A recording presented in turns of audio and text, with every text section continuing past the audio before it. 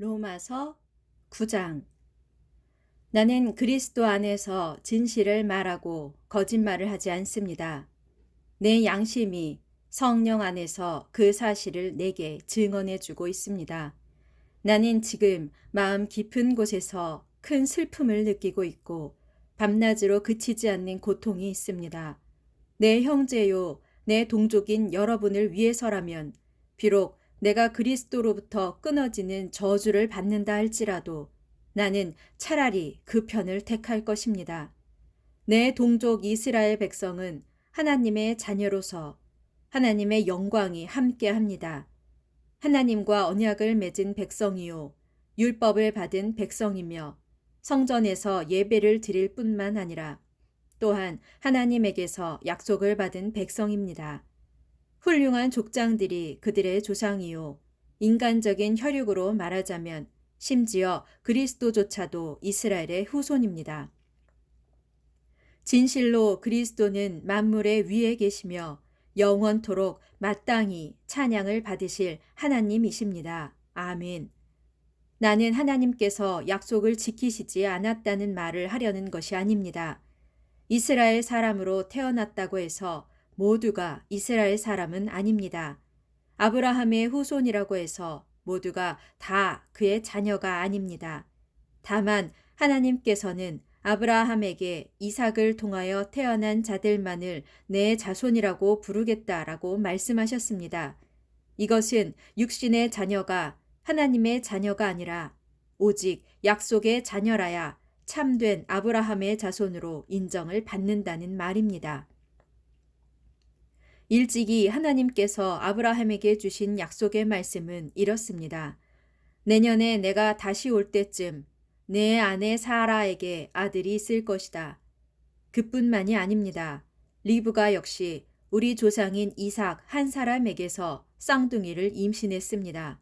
하지만 쌍둥이가 태어나기도 전에, 즉 그때는 그들이 좋은 일이든 나쁜 일이든 어떤 일을 행하기 전인데도 하나님께서는 누구를 선택하시겠다는 뜻을 분명히 정했습니다. 그것은 선택의 표준이 사람의 행위에 달려있지 않고 오직 부르시는 분께 달려있음을 나타내 보여주기 위함이었습니다.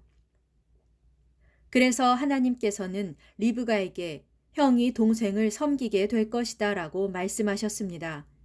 그것은 또 성경에 나는 야곱은 사랑하였고 에서는 미워하였다 라고 한 것과 같습니다. 그러면 우리가 무엇이라고 말해야 할까요? 하나님은 불공평한 분일까요? 절대로 그렇지 않습니다. 일찍이 하나님께서는 모세에게 나는 불쌍하게 여길 사람을 불쌍하게 여기고 어여삐 여길 사람을 어여삐 여길 것이다 라고 말씀하셨습니다. 그러므로 하나님의 선택은 사람의 의지나 노력에 달려있는 것이 아니고 오직 불쌍히 여기시는 하나님의 자비에 달려 있습니다. 그래서 성경에는 하나님께서 파라오를 두고 하신 말씀이 이렇게 기록되어 있습니다. 내가 너를 그 자리에 세운 것은 이 일을 하기 위함인데 곧 너로 말미암아 나의 능력을 나타내 보여줌으로써 내 이름이 온 세상에 널리 알려지게 하려는 것이다. 이처럼 하나님께서는 자신의 기쁘신 뜻에 따라 자신이 원하시는 대로 하십니다.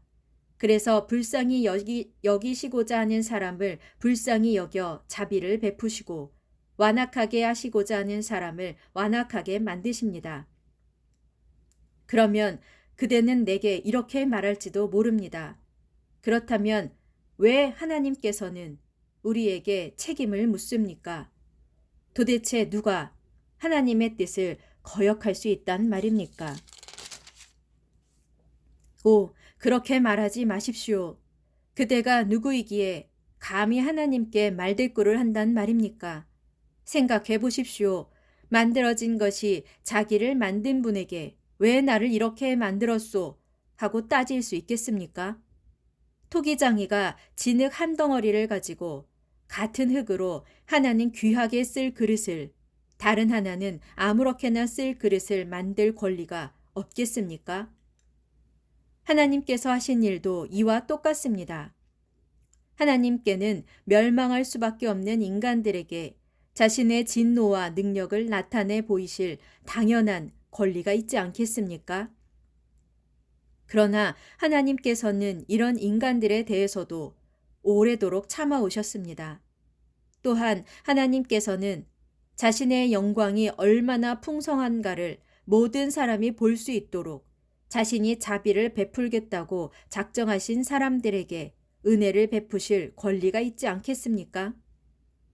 그래서 하나님께서 그런 권리를 사용하셨더라도 그게 뭐가 잘못되었단 말입니까? 그분 하나님께서 바로 우리를 귀히 쓸 그릇으로 부르셨는데 우리를 부르실 때 유대인 가운데서뿐만 아니라 이방인 가운데서도 부르셨습니다.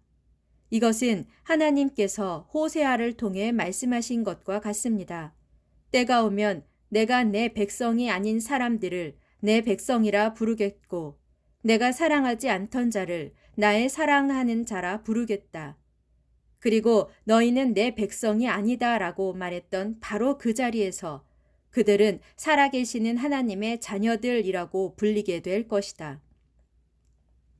또 예언자 이사야도 이스라엘에 대해서 외치기를 이스라엘 백성이 바닷가에 모래알같이 많을지라도 오직 남은 자들만이 구원을 받을 것이다.